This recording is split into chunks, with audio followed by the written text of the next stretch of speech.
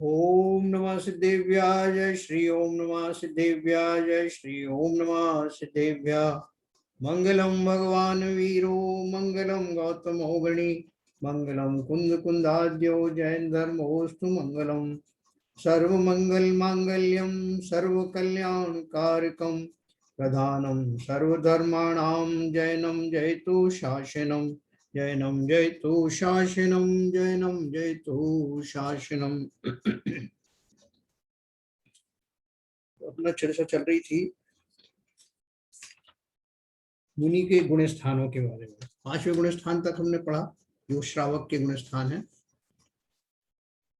जैसा हमने पढ़ा कि कोई भी श्रावक है या त्रियंश है संगी पंचेंद्री, वो पंचम गुण स्थान तक जो है आ सकता है।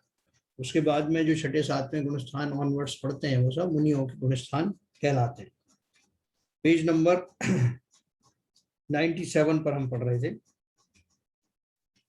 97 का जो है जो लास्ट ऊपर का तीसरा पैराग्राफ था, इसलिए मुनि का गुण स्थान या सम्यक की परीक्षा करना हमारे लिए संभव नहीं है, क्योंकि जो अंतरंग जो गुण है गुण स्थानों का चढ़ना उतरना वो भावों से होता है।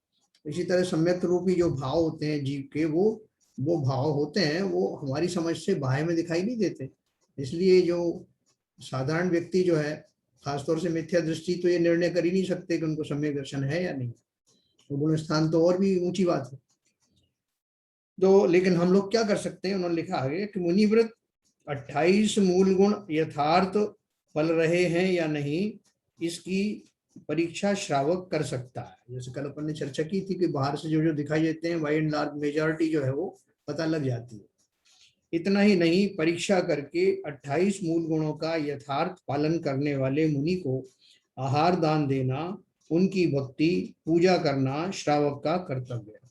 देखो जितना कठिन परिचय के धारी मुनिराज होते हैं, जिनके बहुत कठोर जो है उनके व्रत आदि होते हैं, तो भक्तों को श्रद्धा भी उनकी वैसी उसी अनुसार होती है। तो बहुत ज्यादा उपवास के धारी हैं या बहुत ज्यादा कठोर कठिन वो लेते हैं अपने वो वृत्ति परिसंख्यान आदि, तो अपने आप ही जो जीव है भक्तजन है उनको उनसे विशेष जो है उनके ऊपर श्रद्धा होती है। परंतु जब देव गुरु शास्त्र के स्वरूप का निर्णय करने की बात आती है, तब द्रव्य लिंग पूर्वक भावलिंग प्रकट करने वाले छठवें सातवें गुण स्थान में झूलने वाले जीव ही मुनि हैं, भावलिंगी संत हैं। इस प्रकार यथार्थ निर्णय हमें करना चाहिए। तो क्या बताया उन्होंने कि जो हम मुनि जिसे बोलते हैं, मुनि की जो संज्ञा है वास्तव में भावलिंगी मुनि के लिए ही है। तो अगर कोई भी हम जब उसका भी गुण स्थान पढ़ेंगे या जब उनके गुण स्थानों की गुणों के स्मरण की जब बात करेंगे, जिनसे हमारा जो है मन खुशी से उल्लास से भर जाता है, तो और जब जब मुनि की चर्चा आएगी तो मान के चलिए कि अपन भावलिंगी संतों की बात ही कर रहे हैं। तो छठवां सातवां और ऊपर के सभी गुण स्थान एकमात्र मनुष्य गति के जीव को ही यानी पुरुष को ही प्राप्त हो सकते हैं। जैन साहब, हाँ बोलिए। एक छोटा प्रश्न था। हाँ। ये आपने बात सही कही कि अगर अपने भाव में लाना है मुनि का, हाँ। तो यही लेके लाना है कि वो द्रव्यलिंगी मुनि है, द्रव्यलिंगी भावलिंगी, तो भावलिंगी मुनि है। हाँ। मगर ये तो निर्णय बहुत मुश्किल काम है नहीं कि वो मुनि जो है द्रव्यलिंगी या भावलिंगी है। नहीं, वो क्या बोल रहे हैं कि हम तो ये मान के चल रहे हैं कि वो भावलिंगी ही है। बिल्कुल मान के चल रहे हैं, मगर इसमें लिखा है ना, इस हाँ। प्रकार यथार्थ निर्णय हमें करना चाहिए। हाँ। वो कह रहे ये हैं कि हाँ ये निर्णय करना चाहिए, मतलब ये है जब जब भी हम अपने पूज्य मुनि की बात करते हैं तो हमारे अंदर में मुनि जो शब्द है, मुनि की जो परिभाषा है, वो वास्तव में मुनि जो है भावलिंगी ही होते हैं, ऐसा ध्यान में रखना, ये वो कह रहे हैं। ऐसा ही ध्यान में हमेशा रखना चाहिए, हाँ। बिना इसको बॉदर किए हुए कि अंतर मन से वो भावलिंगी है या द्रव्यलिंगी है। नहीं देखो ऐसा ऐसा है, ये खाली परिभाषा के लिए बताया कि मुनि कहते ही उसे हैं जिनके वो हम तो बात आचरण सही की है, गुण स्थानों की वो बात कर रहे हैं, बस उतनी बात है, क्योंकि हम उसकी परख तो कर नहीं सकते। वही मैं तो बात है, वही तो तो प्रैक्टिकल चीज है। एक मिनट, दो बात आपको बताता हूँ कि देखो, एक तो यह है कि हम उनकी परख नहीं कर सकते, लेकिन जिनकी हमने 28 मूल गुणों का विधिवत पालन हो रहा है वो भी जरूरी नहीं कि भावलिंगी हो। हाँ है ना। तो इसलिए हाँ श्रावक की तो लिमिटेशंस क्या है कि वो जो 28 मूल गुणों का जो बाह्य में पालन चर्या देख करके उन्हें किंचित पता लगता है कि ये मुनि पूज्य है या नहीं है। और समझना बात को, मुनि पूज्य है कि नहीं, इस बात के लिए 28 मूल गुणों की जो प्रक्रिया है उनका पालन उनको हो रहा है कि नहीं, उस बात से वो निर्धारित कर लेता है कि मुनि मुनि पूज्य है कि नहीं, पहली बात। दूसरी बात, पूज्यता के लिए आवश्यक नहीं है कि वो भावलिंगी हैं, क्योंकि हमें पता नहीं है। या और मोक्ष मार्ग प्रकाशक में बहुत क्लियर लिखा है उन्होंने, टोडरमल जी ने, कि सम्यक दृष्टि जीव भी मुनि संग में रहने वाले द्रव्यलिंगी मुनिराज को, भले ही वो सम्यक दृष्टि ना हो, उनको नमस्कार करता है।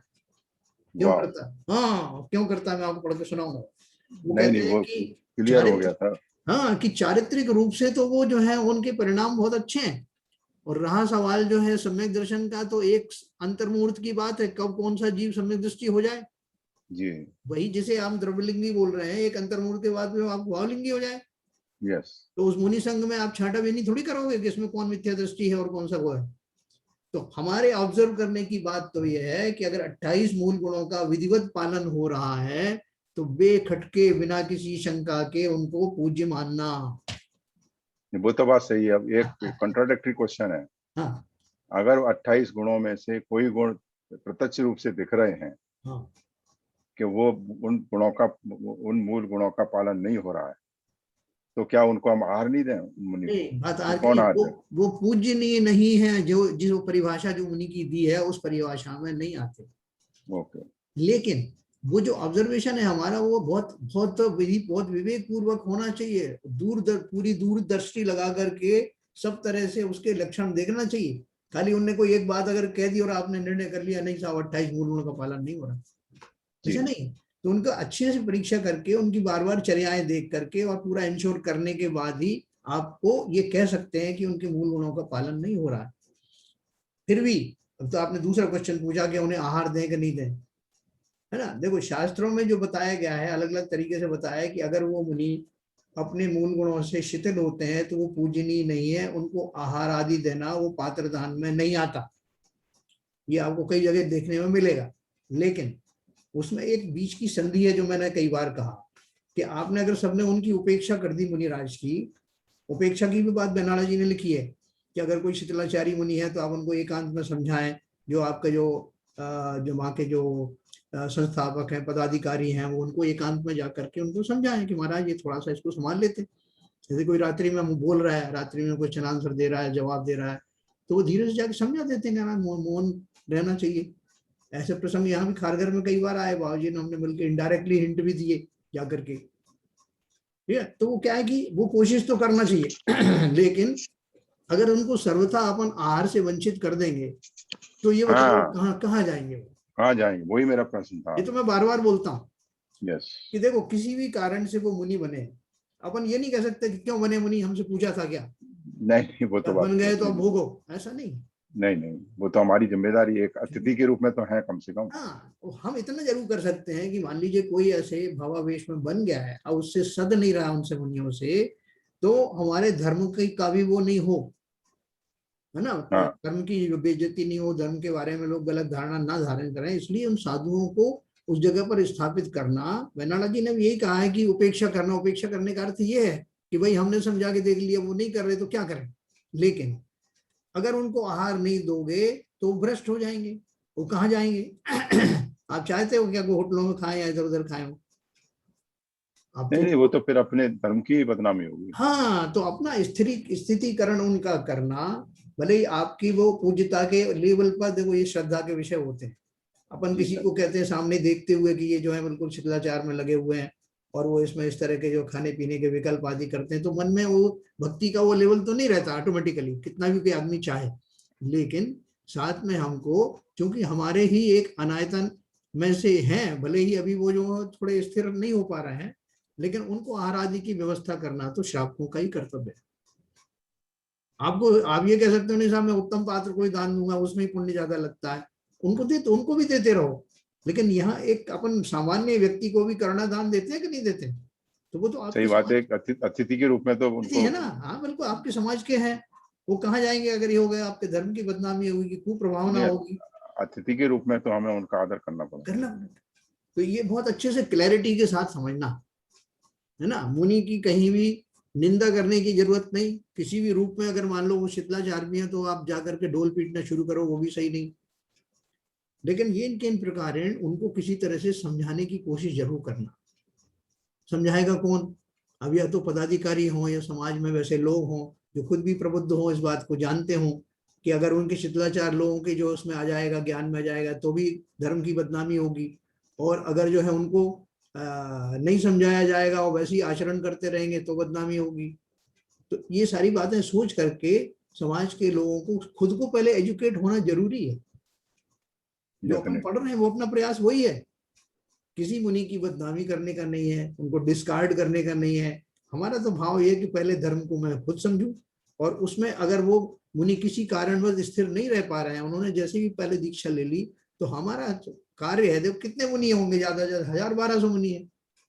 आज भी जैन समाज की जो संख्या है लाखों में तो है ही ना। यस। तो हम उतने से मुनियों की व्यवस्था नहीं कर सकते क्या? इसके लिए हमें पहले एजुकेट होना जरूरी है। पहले तो हम जाने शिथिलाचार क्या होता है, हम जाने कि मुनि के गुण स्थान क्या होते हैं, क्या वो उनसे भटक रहे हैं, क्या अगर भटक रहे हैं तो उसका कारण क्या है। अरे उनको बोलते हैं, जो आहार देते हैं तो कहते हैं कि जैसे बच्चे के साथ स्नेहवत अपन जो है भोजन कराते हैं, ऐसे मुनि को कराते हैं। उसी प्रकार से जो मुनि अगर शिथिल भी हो गए हैं तो हमारी जिम्मेवारी है पार्टली कि हम उनको रास्ते पर लेकर के आए। बहुत बढ़िया। तो इसलिए 2-3-4 चीजें मैंने आपको बताई। शास्त्रों में जब मुनियों की बात चलती है और जो भी गुण स्थानों की बात चलेगी तो वो भावलिंगी मुनि के संदर्भ में ही होगी, पहली बात। दूसरी बात ये कि संघ के अंदर होने वाले जो मुनि रहते मुनि हैं, कब कौन मिथ्या दृष्टि हो जाए, पहले सम्यक दृष्टि था, एक अंतर्मुहूर्त में मिथ्या दृष्टि हो जाता, फिर अंतर्मुहूर्त में सम्यक दृष्टि हो जाता। अगर हम छाया सम्यक दर्शन की बात करें तो परमानेंटली तो हम किसी को कह नहीं सकते कि साहब ये मिथ्या दृष्टि हो गया। इसलिए उन बारीकियों में नहीं पढ़ना। अपन तो उनका बाहर का द्रव्यलिंग देखो, 28 मूल गुणों से भली भांति परिचित हो, और अगर वो 28 मूल गुणों का पालन कर रहे हैं तो पूजनीय है, ठीक है ना। क्योंकि वो सम्यक दर्शन तो आता जाता रहता है, वो कभी भी हो जाएगा उनको, लेकिन वो उनकी क्रियाओं में शिथिलता ना हो। और हमें भली प्रकार स्वयं को समझना है पहले, क्यों? 2 कारण से समझना है।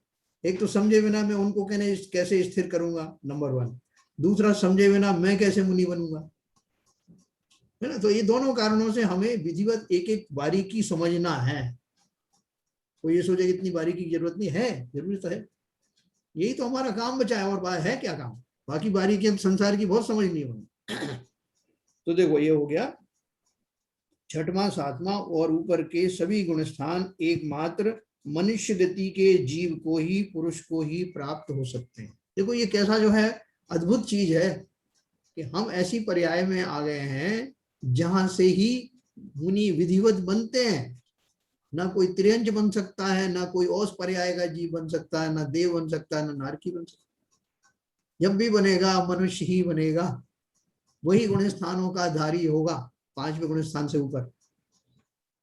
तो 6वां 7वां और ऊपर के सभी गुण स्थान एकमात्र मनुष्य गति के जीव को ही, पुरुष को ही प्राप्त हो सकते हैं। 6वें 7वें गुण स्थान में झूलने वाला कोई जीव जब अंतरंग में अधिक स्थिरता करता है तब उसके परिणाम अधिक निर्मल होते हैं और बढ़ती हुई वीतरागता के साथ उसे ऊपर के गुणस्थान प्राप्त होते हैं। 8वां 9वां 10वां 11वां या 8वां 9वां 10वां 12वां गुण स्थान क्रम से प्राप्त होते हैं, है ना। 2 तरह की श्रेणी होती ना। इन 4 गुण स्थानों को श्रेणी के गुण स्थान कहते हैं, या कहते हैं कि मुनि ने श्रेणी माणी है या श्रेणी पर आरूढ़ हुए हैं। 8वीं से लेकर के 8वीं 9वीं एक धारा कौन सी चलती है? उपशम श्रेणी वाली। इसमें कौन कौन से गुण स्थान पढ़ते हैं? 8वां 9वां 10वां 11वां, ये पढ़ते हैं, 11 तक मैक्सिमम। दूसरी जो छपक श्रेणी है उसमें जीव जो क्षयिक सम्यक दृष्टि जीव हैं वो दोनों में जा सकते हैं, लेकिन अंत में जिसको मोक्ष जाना है वो छपक श्रेणी पूर्वक ही जाएगा। तो छपक श्रेणी के गुण स्थान कौन से हैं?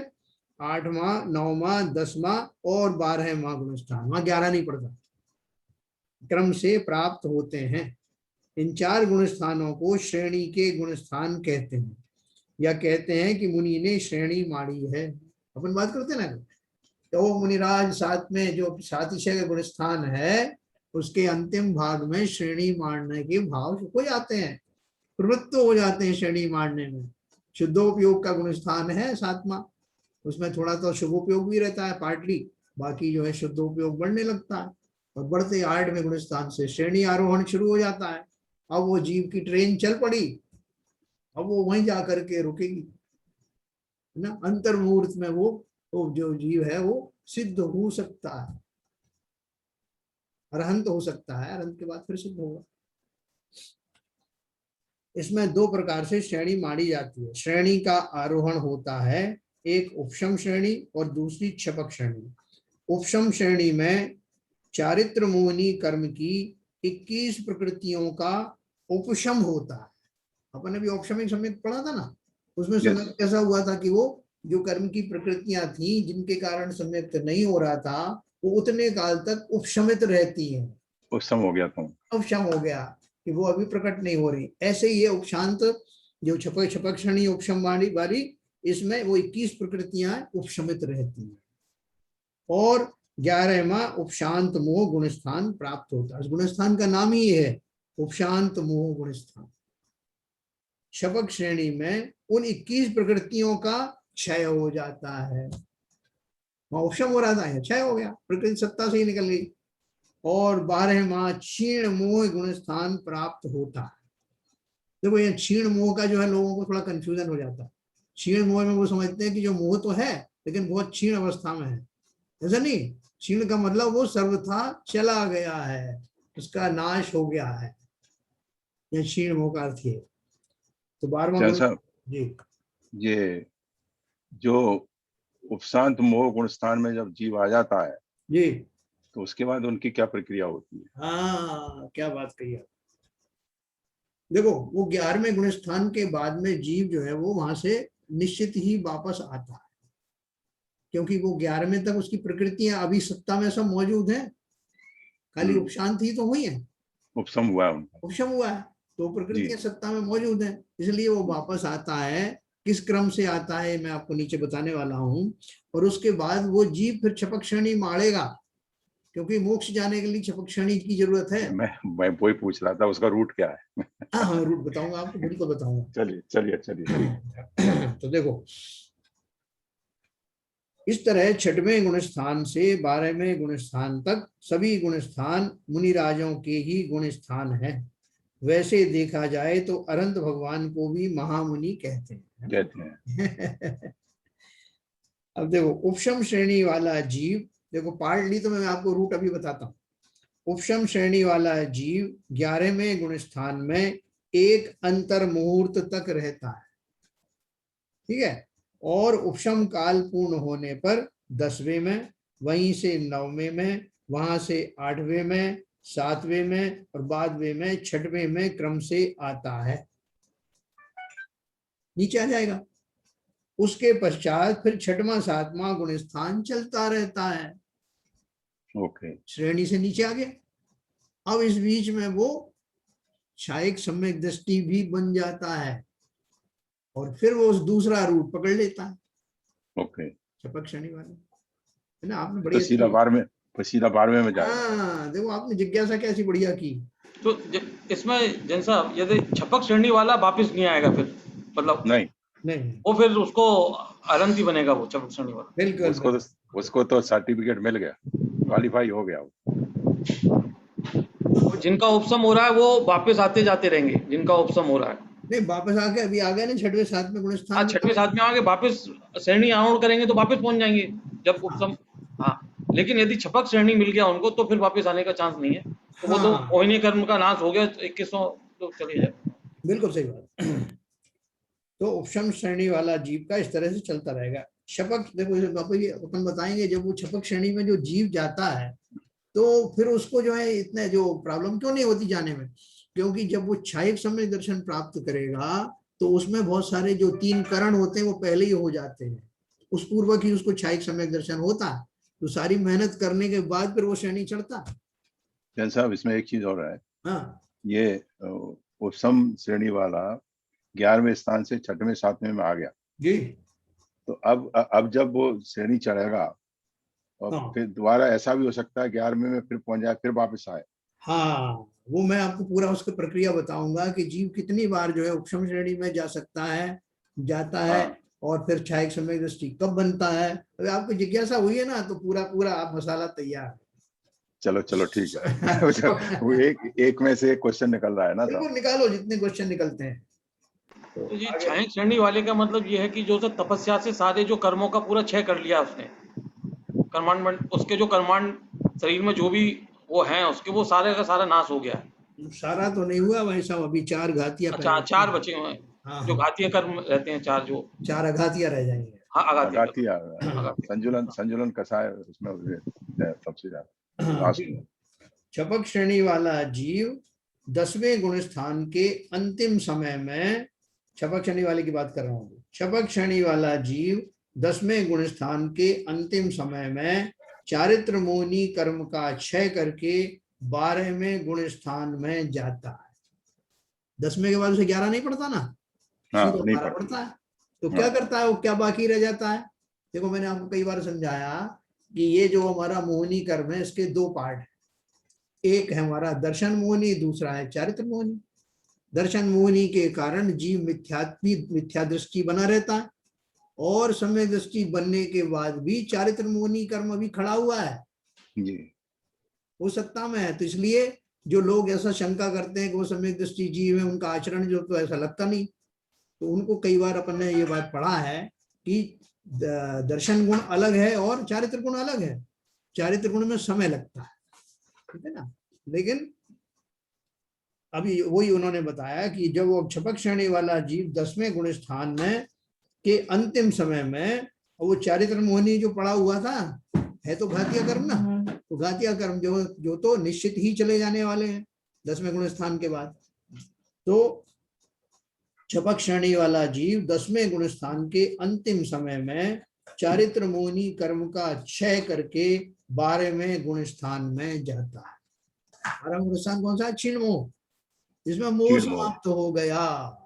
70 कोड़ा कोड़ी वाला जो उपद्रव करने वाला जो कर्म था, वो समाप्त हो गया परमानेंटली। दर्शन मोहिनी कर्म का क्षय तो पहले ही हो चुका है, इसलिए 12वें गुण स्थान में मोहिनी कर्म की सत्ता ही नहीं रहती, परंतु अन्य 3 घाती कर्मों की सत्ता और उदय रहता है। देखो मजेदार बात है कि अभी जो है उसको, उस जीव को कौन सा कर्म चला गया? मोहिनी कर्म गया है घातिया में से। तो अभी अभी आयु कर्म नो कर्म और वो रह गए। नहीं, वो अघातिया तो छोड़ो, अभी तो बात चल रही बाकी के 3 घातिया कर्म कौन से हैं? दर्शनावर्णी, हाँ ज्ञानावर्णी और अंतराय। अंतर है। हाँ ये 3 अभी बाकी हैं। तो वो कब जाएंगे आप बोल रहे हो? तो अनंत बनने को आ गए और अभी आपने उनको विदाई दी नहीं। तो 12वें गुण स्थान के अंत में उनकी विदाई हो जाती।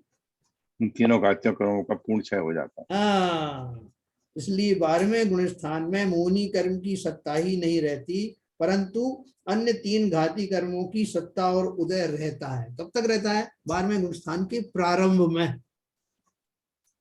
अब 12वें गुण स्थान का अंतिम समय भी आएगा ना, हालांकि बहुत छोटे छोटे समय है, लेकिन कहने में तो आता है ना प्रारंभ और अंत।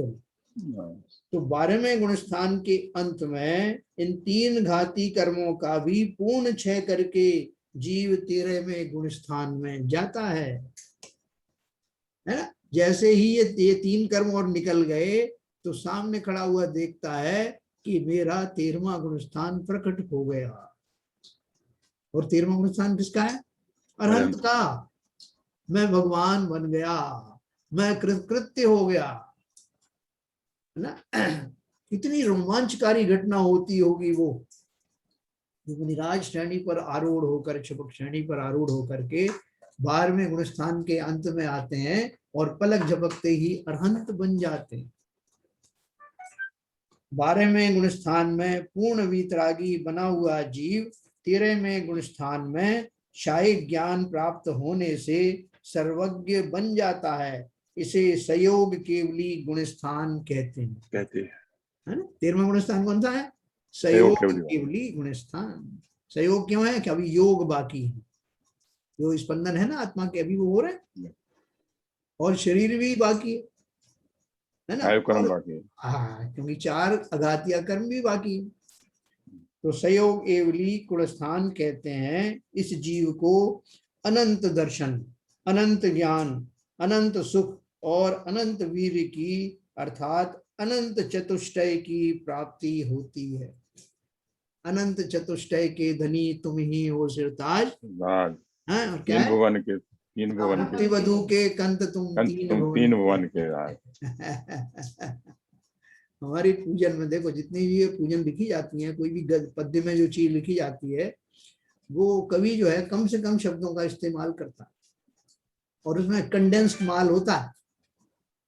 ये तो है ना, ये कवियों की कला है कि उतने से शब्दों के अंदर में वो शास्त्र का निचोड़ भर देते हैं। ये तो बिना पाठ से शुरू हो जाता है सब। अनंत चतुष्टय के तुम ही हो सकता।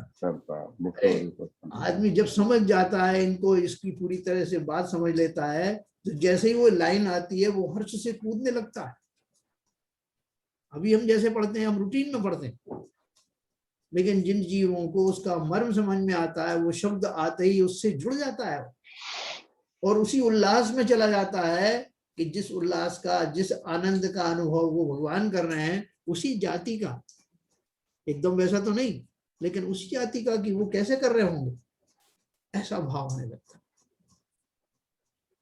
तो इस जीव को अनंत दर्शन, अनंत ज्ञान, अनंत सुख और अनंत वीर्य की अर्थात अनंत चतुष्टय की प्राप्ति होती है।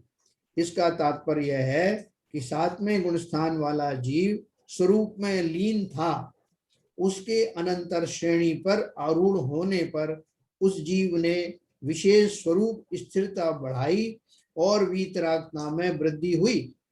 उसी स्वरूप स्थिरता द्वारा वीतरागता और उसी द्वारा सर्वज्ञता केवल ज्ञान की प्राप्ति हुई। वीतरागता और सर्वज्ञता स्वभाव में थी, वह प्रकट हुई, कहीं बाहर से नहीं आई। उसके पश्चात अनंत काल तक ये स्वभाव पर्यायें होती ही रहती हैं। क्या बताया उन्होंने कि जो जीव था जिसने अभी श्रेणी मारी, जो अपन ने देखा श्रेणी मार करके कैसे कैसे गया, तो कौन सा जीव था, 7वें गुण स्थान वाला जीव था। वही आपका जो है वो टेक ऑफ का पॉइंट था, वहां से टेक ऑफ होगा। तो 7वें गुण स्थान वाला जीव स्वरूप में लीन था, पहले से लीन था, उसको थोड़ी मालूम था क्या गुण स्थान आने वाला और क्या नहीं आने वाला। अगर ऐसा मालूम हो जाए तो वो उसका ध्यान ही भंग हो जाएगा, उसको नहीं मतलब। वो तो अपने उस वीतरागता के साथ साथ वो अपनी एकाग्रता उसकी बढ़ती जाती है और तदनुसार ये घटनाएं एक अंतर्मुहूर्त में घटित होती हैं। ना करणानी योग ऐसे ही वर्णन करेगा, अभी अपन जरूर करेंगे उस जीव ने ऐसा किया, उस जीव ने वैसा किया। वहां क्या कहेंगे, केवल ज्ञानी 7वें गुण स्थान वाला जीव जब चपक श्रेणी के उसके परिणाम होते हैं, श्रेणी आरोहण के परिणाम होते हैं, तब उसके रास्ते में, उसके रूट में ये गुण स्थान पड़ते हैं। उसके अनंतर श्रेणी पर आरूढ़ होने पर उस जीव ने विशेष स्वरूप स्थिरता बढ़ाई। देखो अभी प्रॉब्लम क्या आ रही थी, 7वें गुण स्थान में भी शुद्धोपयोग तो शुरू हो गया, लेकिन वो स्थिरता नहीं आ रही थी, है ना। और पूजन पढ़ते हैं, स्थिरता निज में पाऊं प्रभु, जो अंतर का कालुष धोती है। है ना, कमी कहाँ आ रही है। कई बार हमारे भाव भी बहुत अच्छे होते हैं, लेकिन वो टिकते नहीं है। कहाँ के तो एक सेकंड,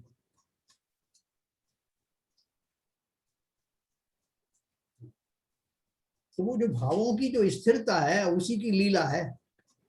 अब जो 1,000 साल तक तपस्या की आदिनाथ भगवान ने, तो क्या प्रॉब्लम थी, क्या उनके भाव नहीं आ रहे थे? भाव तो आ रहे थे, लेकिन अंतर मुहूर्त तक वो भाव टिक जाते तो केवल ज्ञान हो जाता। बस वही तो थी, उस क्षण को लाने के लिए ही सारे जो है वो किए जाते हैं, क्या बोलते हैं, तब किए जाते हैं आखिर तक। जैसे ही वो क्षण आया केवल ज्ञान हो गया। प्रकृति में व्यवस्था इतनी बढ़िया है कि आपको उन भावों को सिर्फ अंतर मुहूर्त तक संवारना है। ऐसा नहीं कहा आपको कि वैसे ही वाले भाव आप जो हैं पूरे दिन 24 घंटे बनाए रखो। एक अंतर्मूर्त अगर बन गया आपका काम हो गया। वो स्थिरता आने में दिक्कत आती है। वो क्यों दिक्कत आती है? क्योंकि जीव अनादि काल से बड़ा अस्थिर है। वो स्थिरता हमारे जीवन में थोड़ी बहुत तो आने लगती है, लेकिन उस लेवल की नहीं आती। देखो अभी भी हम बोलते हैं ना, हमारा मन बड़ा चंचल है। जो चंचलता है यही हमें जो है काम आगे नहीं बढ़ने देती। तो इसलिए अभी इसी पर्याय में स्थिरता लाने का अभ्यास करना चाहिए।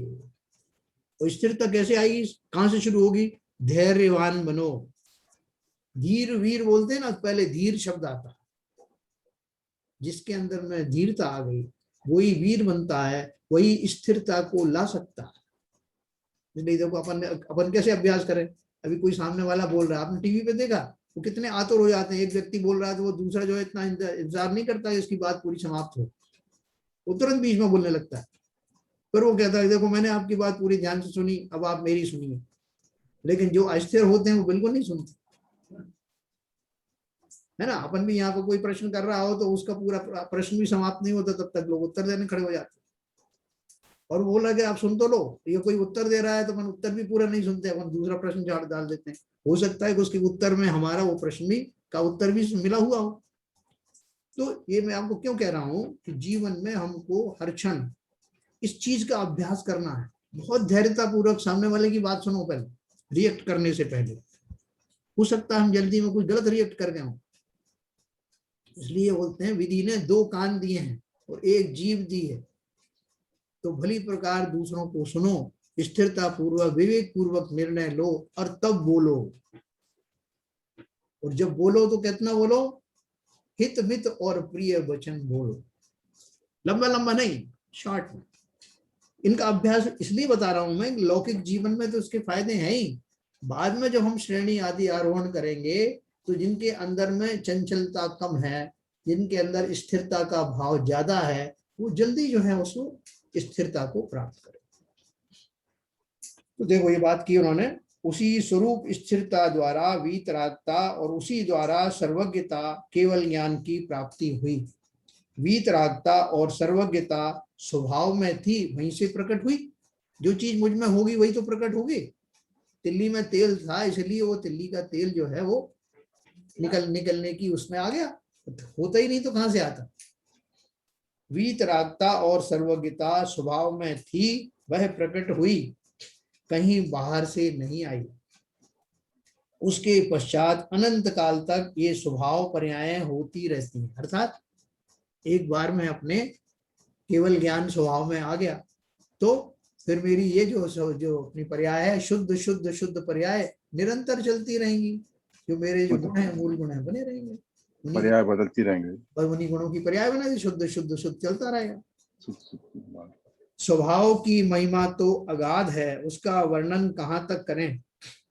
वस्तु और वस्तु का स्वभाव अनादि अनंत है, स्वयं सिद्ध है, परिपूर्ण है, असहाय है। अर्थात उसे किसी के सहाय की जरूरत नहीं है। असहाय का अर्थ क्या है? असहाय का मतलब नहीं ये नहीं है कि बेचारे दीनहीन है, कौन उनकी मदद करेगा। असहाय का मतलब है कि कोई को उनको किसी मदद की आवश्यकता नहीं है। वस्तु और वस्तु का स्वभाव अनादि अनंत है, स्वयं सिद्ध है, परिपूर्ण है, असहाय है। अर्थात उसे किसी के सहाय की जरूरत नहीं है। अमर्यादित यानी असीम है। अरहंतों ने जैसा स्वभाव है वैसी पर्याय प्रकट की है। अरहंतों ने क्या किया? कोई नई चीज थोड़ी लाया। जैसे हम बोलते हैं कि जितने भी साइंटिस्ट हैं वो उन्होंने क्या किया है, जो कुछ उन्होंने कोई नया आविष्कार नहीं, प्रकृति में जो कुछ पाया जाता है उसकी खोज की है कि क्या क्या है। वो तो अवेलेबल तो पहले भी था। तो इसलिए उनका अरहंतों ने जैसा स्वभाव है वैसी पर्याय प्रकट की है, परंतु उनका स्वभाव तो उनके द्रव्य में अनादि काल से ही विद्यमान था। हमारे अभी अभी हमारे जो अनंत चतुष्टय अनंत और ये सब जो बीज कहाँ गए है ना, हमारे स्वभाव में प्रकट करने की बात है। हे जीव, तू भी ऐसे स्वभाव से परिपूर्ण है। अभी इसी समय तू अरहंत के समान ज्ञान स्वभावी है। बस मात्र उस स्वभाव की ओर देखने की जरूरत है, अर्थात अपना प्रकट ज्ञान स्वभाव सन्मुख करके जानने की आवश्यकता है। जिस समय तू स्वयं को जानेगा उसी समय से हे जीव तेरा मोक्ष मार्ग प्रारंभ हो जाएगा। क्या देरी है? देरी किसकी तरफ से है? मटेरियल पूरा पड़ा है, सामग्री पूरी है, हाँ, हमारा पुरुषार्थ कहीं और चल रहा है। जिस समय तू स्वयं को जानेगा उसी समय से हे जीव तेरा मोक्ष मार्ग प्रारंभ होगा, तुझे आत्मानंद का अनुभव होगा, सम्यक दर्शन प्रकट होगा, अरहंत सिद्ध बनने की तेरी प्रक्रिया प्रारंभ हो जाएगी। अरहंत में अगर सम्यक दर्शन, जो मेरा अभी इस भाव में जो मेरा जो है गोल है, ये जो मेरा लिमिटेड जो स्कोप है, वो अगर ले आया तो मेरा मोक्ष मार्ग का रास्ता तो प्रारंभ हो जाएगा। हे जीव, जिस मार्ग को तूने आज तक कष्टदायक माना था, वह मार्ग तो एक महान आनंद यात्रा है। उसमें निरंतर बढ़ते हुए आनंद के साथ तू अनंत सुख की ओर बढ़ता रहेगा, अग्रसर होगा। एक बार तू अपनी चैतन्य गुफा में झांक तो सही, आनंद के निधान तुझ पर बरस पड़ेगा। जब तक हमने हिम्मत नहीं की तब तक ही ये सब भोग रहे। देखो कितनी मुसीबत की बात है कि छाता हाथ में है और बरसात हो रही है, लेकिन छाता खोलने का विवेक जागृत नहीं हो रहा। सारे गुणों से भरा हुआ मैं बिना बात के दुख सह रहा हूं। मेरे ज्ञान आदि गुणों का छाता मेरे पास है, मैंने उसका उपयोग किया नहीं, उपयोग में उसको लाया नहीं, इसलिए अनादिकाल से 84 लाख योनियों में व्यर्थ धक्के खा रहा हूं। सारा कुछ मेरे पास उम्मीद अवेलेबल है, लेकिन यूं ही मैं दुखी हो रहा हूं। अरहंत अवस्था में 13वां सयोग केवली और 14वां अयोग केवली 2 गुण स्थान होते हैं, है ना। अब वो अरहंत बन गए, तो अरहंत बनने के बाद बता रहे हैं 2 गुण स्थान होते हैं। 13वां गुण स्थान जिसे हम सयोग केवली गुण स्थान कहते हैं, और 14वां गुण स्थान जिसमें योग चला जाता है, बाकी अभी शरीर बाकी है और 85 प्रकृतियां बाकी हैं।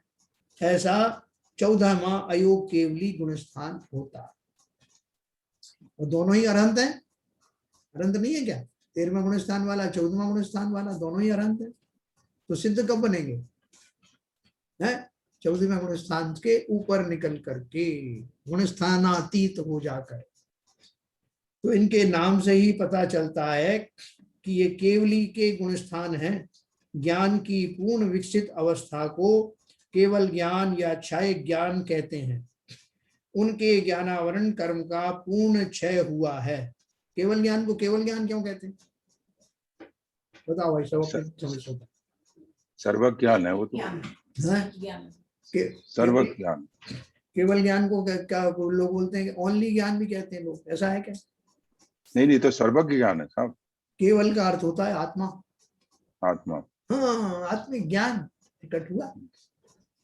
नहीं जैन साहब, ये आपने बोला जी 13वां गुण स्थान तो अनंत का है क्या? 14वां होता है ना? 13वां 14वां दोनों। 13वां तो है ही।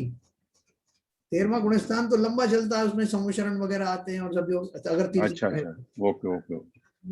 हाँ, और जो 14वां गुण स्थान तो बहुत थोड़े समय के लिए लेता रहता है। वो 5 अक्षर का उच्चारण जो होता है ना, ओके उतना ही रहता।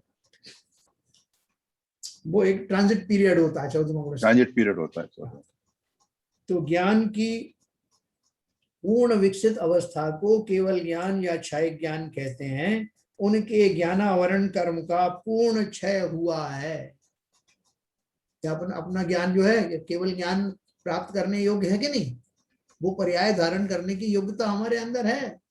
जैसे ही मेरा ज्ञान जो पूर्णतः विकसित हो जाएगा, निखर आएगा, उसी को तो केवल ज्ञान कहते हैं। पहले गुण स्थान से 12वें गुण स्थान तक के जीवों को अल्पज्ञ या छद्मस्त कहते हैं।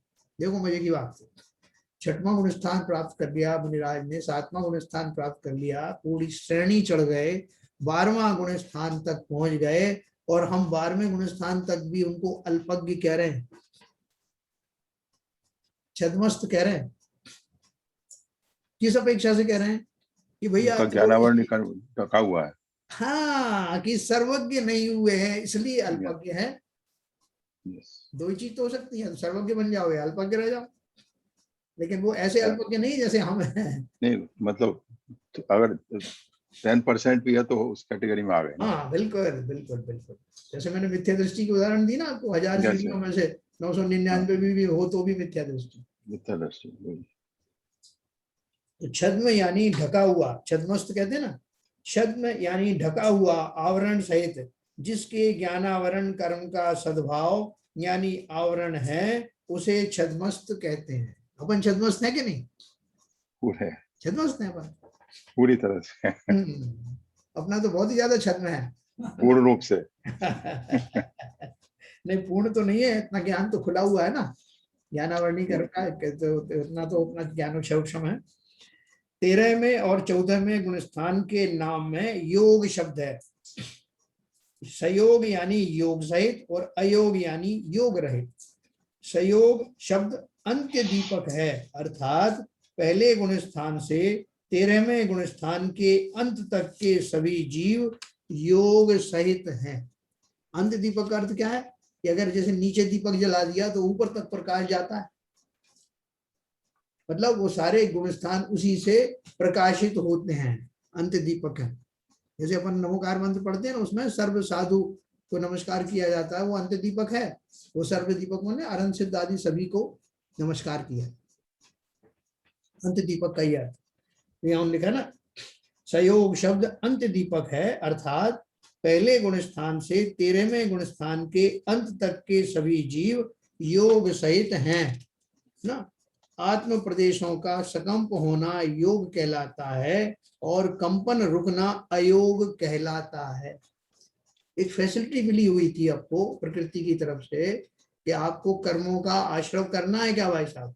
हाँ साहब करना है, तो आपको एक मैकेनिज्म दिया जा रहा है, जब कंपन दे दिया हो आप उससे करते रहिए कंपन, है ना। जैसे कुमार की वो धोकनी होती है ना, जिससे वो हवा उसमें भट्टी में देता रहता है, वैक्यूम क्रिएट करता है। तो हमको वैक्यूम क्रिएट होता है योगों के माध्यम से, तो हमारी चक्की चलती रहती है। और जब वो प्रकृति देख लेती है कि अब इस जीव को नहीं चाहिए कर, ये तो फेंका फेंका फिर रहा है कर्मों को, तब उसको वो विशेष अमोघ अग्र दे करके उसके वो योग भी शांत कर देती है और फलतः वो अयोग केवली बन जाता है। कर्म का बंध कैसे होता है इसकी चर्चा हमने पहले की थी। आत्म प्रदेशों के कंपन के कारण यानी योग के कारण कर्म और नो कर्म आत्मा की ओर आकर्षित होते हैं। इसका अर्थ ऐसा हुआ कि जब तक योग के कंपन का सद्भाव है तब तक कर्म और नो कर्म का ग्रहण होता रहता है। कबलाहार ना होने पर भी जीव अरहंत अवस्था में लाखों करोड़ों वर्ष तक जीवित रहता है, क्योंकि वहां नोकर्म वर्गणा का ग्रहण निरंतर चालू रहता है। देखो ये बात आपको मैं बताता हूँ। पहली बात कर्म की प्रक्रिया अपन समझ गए, जो मैंने आपको पहले बताया। अब बोल रहे हैं कि वो जो जीव है अरहंत बन गया, तो आपने पहले ही मना कर दिया कि साहब अरहंत बनने के बाद, केवल ज्ञानी होने के बाद में आहारचर्या नहीं होती। तो अब वो जीव रह रहे कितनी दिन तक? बड़े बड़े आदिनाथ भगवान की आयु कितनी थी? 84 लाख पूर्व। और जब उनकी जो दीक्षा वगैरह हो गई तो 1 लाख पूर्व तो कुछ बच गया था। अब उनका समूचरण चला तो इतना 1 लाख पूर्व का मतलब क्या है? 84 लाख इंटू 84 लाख का एक पूर्व होता है वर्षों का। इतने वर्ष तक उन्हें अभी रहना है और भोजन बंद करवा दिया आपने, तो कबलाहार होता नहीं, तो कैसे जीवित रहते हैं? ये उन्होंने लिखा है। कबलाहार ना होने पर भी जीव अरहंत अवस्था में लाखों करोड़ों वर्ष तक जीवित रहता है, क्योंकि वहां नोकर्म वर्गणा का ग्रहण निरंतर चालू रहता है। हम जो भोजन आदि करते हैं उन सब से क्या होता है? वो नोकर्म वर्गणा के परमाणु ही तो हैं, वही कन्वर्ट होते हैं, उनसे हड्डियां बनती है, उनसे मांस बनता है, उनसे खाद और श्वासोच्छ्वास आदि सब बनते हैं उनसे, नोकर्म वर्गणाओं से। तो भोजन आदि के निमित्त से वही कन्वर्शन होता है। तो वो कन्वर्शन होने की बजाय भोजन आदि डायरेक्टली कन्वर्शन हो रहा है ना 9 कर्मों में, तो उस पूर्वक उनका जो है शरीर टिका हुआ है। तो शरीर टिका हुआ है तो उनको बिना भोजन के 9 कर्म वर्गनाएं निरंतर आती रहती हैं। अपन उसमें देखा ना। तो इसलिए कबलाहार न होने पर भी जीव अरहंत अवस्था में लाखों करोड़ों वर्ष तक जीवित रहता है, क्योंकि वहां 9 कर्म वर्गना का ग्रहण निरंतर चालू रहता है। अरहंतों का शरीर परम औदारिक शरीर है। परम औदारिक का अर्थ क्या है? हमारा शरीर कैसा है? औदारिक शरीर। औदारिक शरीर, उनका परम औदारिक। क्या फर्क है? जीव जब 12वें गुण स्थान में प्रवेश करता है उस समय से लेकर 12वें गुण स्थान के अंतर मुहूर्त काल तक उसके शरीर के आधार से रहने वाले बादर निगोद जीव निकल जाते हैं। हमारे सबके शरीर में है ये बादर निगोदिया जीव, और वो रहेंगे, आते रहेंगे, जाते रहेंगे। परमानेंट हमारी धर्मशालाएं चलती रहेंगी। कब तक चलती रहेंगे? जब तक मैं 12वें गुण स्थान के अंतिम मुकाम पर नहीं आ जाता, तब वो निगोद राशि निकल जाती है हमेशा के लिए, और वो शरीर परम औदारिक शरीर कहलाता है। तेरे 12वें गुण स्थान के अंतर मुहूर्त काल तक उसके शरीर के आधार से रहने वाले बादर निगोद जीव निकल जाते हैं, और 13वें गुण स्थान के पहले समय में औदारिक शरीर परम औदारिक शरीर बन जाता है। अनंत भगवान का। तो मैं तो अभी फेंके फेंके फिर रहा हूँ, पहले कर्म फेंक दिए है ना। अब मैं शरीर में से वो निगोदिया जीवों को भी विदाई दे देता हूँ।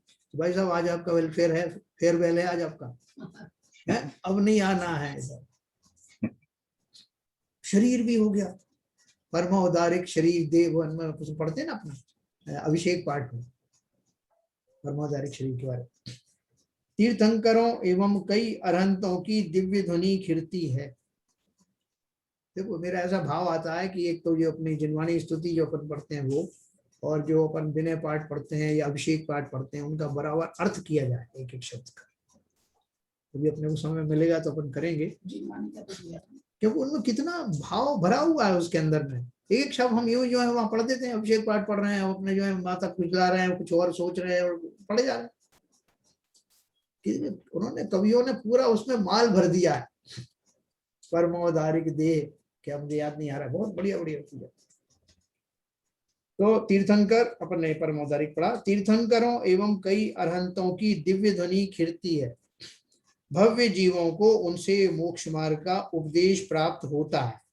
अरहंतों का विहार भी होता है, परंतु उनको आहार यानी भोजन नहीं होता। इस बात की हम पहले चर्चा कर चुके हैं। अरहंत अवस्था में कोई भी उपसर्ग नहीं होता। पहले मुनि अवस्था में उपसर्ग हो रहा हो तो वह भी मिट जाता है। वो 2 बात मैं आपको बताता हूँ। एक तो क्या बताया, तीर्थंकरों एवं कई अरहंतों की दिव्य ध्वनि खिड़ती है। इसका अर्थ क्या है? तीर्थंकरों की तो खिड़ती है, जो जिनके की जो कल्याणक होते हैं पूरे, उनकी तो जो है पूरी पूरी ये दिव्य ध्वनि खिड़ती है। लेकिन कुछ ऐसे जो अरहंत भी होते हैं, जिनको केवल ज्ञान के बाद में वो जो रहते हैं उनकी गंधकुटी बनती है, उनकी भी दिव्य ध्वनि खिड़ती है। हालांकि वो इतनी व्यापक नहीं होती जैसे तीर्थंकरों की होती है। कोई एग्जांपल है सर? हाँ बहुत सारे सभी हैं। खाली उन्होंने कुछ तीर्थंकर के कुछ अरहंत इसलिए कहा है कि बहुत सारे जो अरहंत हैं वो उपसर्ग केवली होते हैं। उपसर्ग में भी उनका जो है वो निर्वाण हो जाता है, तो उनकी दिव्य ध्वनि निकल फिरी नहीं। इसलिए उन्होंने एक्सेप्शन लगा के बोला है कि कुछ अरहंतों को किसी किसी का ज्ञान और निर्वाण कल्याणक एक साथ हो जाते, तो उनकी दिव्य ध्वनि खिरने का जो समय नहीं मिलता। बाकी के जितने केवली हैं, जिनकी गंधकुटी बनती है और जिनकी आयु अभी बाकी है, उन सबको जो उनकी जो ध्वनि जो खिरती है केवल ज्ञानी बनने के बाद में, वो वैसी दिव्य ध्वनि व्यापक तो नहीं होती लेकिन खिरती है, और उनकी भी सवाल लगती है छोटी सी, है ना। कभी आपको मैं आपको विस्तार से बताऊंगा। ऐसे बहुत सारे केवली हुए, अनंत केवली हुए। सब केवलियों का ही ज्यादातर होता है, अगर वो उपसर्ग केवली आदि नहीं है तो उनकी दिव्य ध्वनि, और आयु बाकी है तो दिव्य ध्वनि कीर्ति। भव्य जीवों को उनसे मोक्ष मार्ग का उपदेश प्राप्त होता है। अरहंतों का विहार भी होता है, परंतु उनको आहार यानी भोजन नहीं होता। इस बात की हम पहले चर्चा कर चुके हैं। और अरहंत अवस्था में कोई भी उपसर्ग नहीं होता। पहले मुनि अवस्था में उपसर्ग हो रहा हो तो वह भी मिट जाता है। जैसे पारसनाथ भगवान के ऊपर में कमठ के जीव ने जब उपसर्ग किया तो वो उपसर्ग कब तक होता रहा? जब तक केवल ज्ञान नहीं हुआ। केवल ज्ञान होने के बाद उस शरीर के ऊपर कोई उपसर्ग नहीं हो सकता, अपने आप समाप्त हो जाता है। इसलिए वो ये कहना कि वो धर्मेंद्र और पद्मावती आए थे, उन्होंने बचा लिया, अगर वो नहीं बचाते तो भगवान को केवल ज्ञान होता नहीं, या वो जो कमठ का जीव उनके शरीर को बहुत ज्यादा कुछ वो कर देता।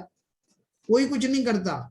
धर्मेंद्र पद्मावती अपना चुकारा करने आए थे, उनका भाव था कि इन्होंने हमारा उपकार किया था, उस जन्म में नमोकार मंत्र सुनाया था, तो सहज ही उन्हें भक्ति के भाव आ गए, है ना। ये सोचे बिना कि उनका तो कुछ होने वाला ही नहीं है, कोई नुकसान होने वाला नहीं, भाव आ गए अपने, तो आए थे। लेकिन नियम क्या है? केवल ज्ञान होने के बाद कोई उपसर्ग होता नहीं, और अगर उससे पहले होने वाले उपसर्ग में शरीर को कोई क्षति पहुंची भी है तो वो केवल ज्ञान होने के बाद में वो सब समाप्त हो जाती है और शरीर पूरा सुडौल सुंदर हो जाता है। तो अरहंत अवस्था में कोई भी उपसर्ग नहीं होता। पहले मुनि अवस्था में उपसर्ग हो रहा हो तो वह भी मिट जाता। केवल ज्ञान की प्राप्ति के साथ ही 13वां गुणस्थान प्रारंभ होता है ना। अभी तो केवल ज्ञान हो गया, अब 13वां गुणस्थान लंबा चलेगा ना, वो लंबा चल रहा है। उनके आयु का अंतिम एक अंतर्मुहूर्त काल शेष रहने तक 13वां गुणस्थान रहता है। तब तक रहेगा आयु का, जब एक अंतर्मुहूर्त शेष रह जाए तब तक 13वां गुणस्थान है, क्योंकि अब वो अंतर्मुहूर्त क्या काम में आने वाला है? 5 लघु स्वर आ ई उ र के उच्चारण में जितना काल लगता है उतना लघु अंतर्मुहूर्त काल 14वें गुणस्थान का है। 13वां गुणस्थान के बाद में अब जो समय बचा एक अंतर्मुहूर्त का, उसमें उसका समय इतना ही बताया उन्होंने कि जितना इन शब्दों को उच्चारण में लगता है उतना समय उसमें 14वें गुणस्थान का रहता है। उतने समय तक 14वां गुणस्थान रहा, और उसके बाद उसी के अंतर्गत उसी दरमियान उनकी जो बाकी की शेष 85 प्रकृतियां हैं, जिनका कि मैं आपको लिस्ट बताऊंगा, वो सारे उसी से लघु अंतर्मुहूर्त में खिड़ जाते। ऐसा? हाँ जी। इन 5 शब्दों का कोई इम्पोर्टेंस है क्या? नहीं, खाली वो अंतर बताने के लिए, शब्दों में समय लगने के लिए, उसको नापने के लिए बताया। नहीं, जो शब्द सिलेक्ट किया है मतलब, हाँ, उसकी बात कर रहा हूँ। हाँ, उसको उच्चारण करने में, जैसे देखो आ शब्द को उच्चारण करने में टाइम थोड़ा सा कम लगा, ई में लगा, ऊ में लगा। अब आप ऋ बोलोगे तो ऋ बोलने में थोड़ा समय ज्यादा लगेगा, है ना। रा बोलने में थोड़ा ज्यादा लगेगा। तो ये सब मिला करके जो कंबाइंड एक खाली उन्होंने एक सिमली दी है, वो इसका इक्विवेलेंट दिया है, इसका इक्विवेलेंट दिया बस। मतलब आपने समझाएगा कितना छोटा सा काल है ये समझाने के। तो देखो, नहीं हाँ बोलिए। नहीं, चलिए आप। इस गुणस्थान में अघाती कर्मों में से 85 प्रकृति की सत्ता रहती है। उनका नाश करके जीव पूर्ण रूप से कर्म विरहित सिद्ध परमेष्ठी हो जाता है। वो 85 प्रकृतियां कौन से कर्मों की हैं? अघाती कर्मों की, जिसमें आयु भी शामिल है। आयु नाम गोत्र और वेदनी, जिनकी सबकी की अब स्थिति जो है एक बराबर हो गई है। केवली समुद्घात करते हैं ना, अगर आयु से उनकी जो है स्थिति ज्यादा है बाकी 3 कर्मों की, तो केवली समुद्घात के द्वारा उनकी स्थिति आयु के बराबर बना करके एक अंतर मुहूर्त में के बराबर सबको ला करके, और फिर उसको ये अंतर मुहूर्त में समाप्त हो जाती है एक साथ। और उसी काल, मतलब ये सब 85 प्रवृत्तियां उन्हीं की हैं, अघातीय कर्मों की। उनका नाश करके जीव पूर्ण रूप से कर्म विरहित सिद्ध परमेष्ठी हो जाता है। शरीर के परमाणु बिखर जाते हैं, पूरा डिसइंटीग्रेशन। सोचो कैसी घटना होती होगी वो, कपूर की तरह वो उड़ जाते हैं वो सब परमाणु, इनविजिबल होते हैं हमारे सामने, वो नहीं जाते, बिखरते हुए दिखाई नहीं देते, अवधि ज्ञानियों को तो दिखता है ना। तो वो सारे जो है देवता और वो सब तैयार खड़े हैं कि भगवान का निर्माण होने वाला है, और एक with in second, fraction of second वो घटना घटित होती है, जब वहां बैठे बैठी वो देह विसर्जित हो जाती है और नख और केश शेष रह जाते हैं, जिनको उपयोग करके देव लोग एक कृत्रिम शरीर का निर्माण करते हैं और उनको मनुष्यवत दाह संस्कार की क्रियाएं करते हैं, जिसमें देवों के मुकुट से वो ज्वाला निकलती है। लकड़ी का इंतजाम नहीं होता और 1 सेकंड के अंदर में वो घटना घटित होती। सोचो वो कैसी घटना घटित होती होगी, निर्वाण की घटना। तीर्थंकरों के लिए ही नहीं, समस्त केवली जितने भी निर्वाण को प्राप्त होते हैं उनके देह विसर्जन की यही प्रक्रिया होती है। अब मैं ऐसी देह पाऊं जो चरम शरीर हो, जो एक बार नष्ट होने के बाद दोबारा मुझे मिले ही नहीं, जन्मों की मेरी सारी संतति समाप्त हो जाए, अब मेरा जन्म हो ही नहीं और मेरा मरण भी इसीलिए नहीं होगा। ऐसी वो सिद्ध पर्याय, सिद्ध परमिष्टि हो जाता है, शरीर के परमाणु बिखर जाते हैं, जीव उसी समय में ऊर्ध्वगमन करके लोकाकाश के शिखर पर जाकर विराजमान हो जाता है और अनंत काल तक वहीं पर रहता। ठीक है साहब, मैंने आपको यात्रा करा दी सिद्ध लोक तक की, पहुंचा दिया वहां तक। तो जैन सर, ये अनंत, जब तक अनंत बने रहते हैं तो देवताओं का आना जाना बना रहता होगा। हाँ देखिए, वो सारे देवता तो आते नहीं है, जो हाँ। पहले दूसरे स्वर्ग के देव अलग अलग कल्याणकों में आते हैं। जो 5वें स्वर्ग के देव हैं वो लोकांतिक देव आते हैं, जब उनको दीक्षा लेने के भाव आते हैं तब आते हैं, और बाकी के जो ऊपर के जो देव हैं वो नहीं आते कल्याण। धर्मेंद्र वगैरह देव नहीं आते। निरंतर देव तो अक्सर आते ही रहते हैं। ठीक है सर, तो आपको बुलवाना है कुछ देवों को आपके सामने।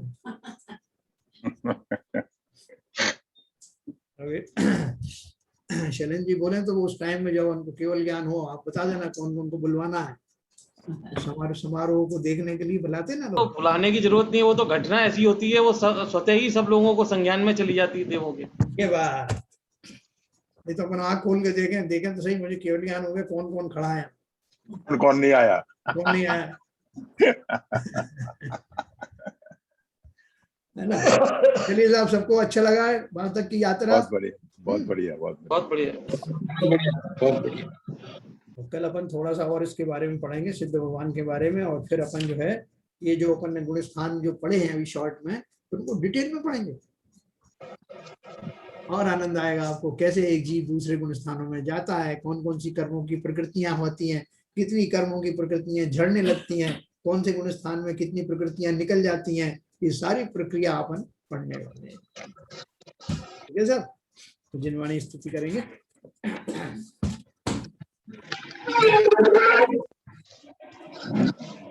मिथ्यात्म नाश विको, ज्ञान के प्रकाश विको, आपा परवास विको, मानुषी बखानी है, छहो द्रव्य जान वेको, बंध विधि भान वेको, परोपे छान वेको, परम प्रमाणी है, अनुभव बताए वेको, जीव के जताए वेको, काहू न सताए वेको, भव्य और आनी है, जहाँ तहाँ तार वेको, पार के उतार वेको, सुख विस्तार वेको, यही जिनवाणी है, हे जिनवाणी भारती तो जपू जिन रैन, जो तेरी शरणागहे सो पावे सुख चैन, या वाणी के ज्ञान ते सूझे लोकालोक, सो वाणी मस्तक धरूं सदा दे तू लोक। वाणी माता की जय।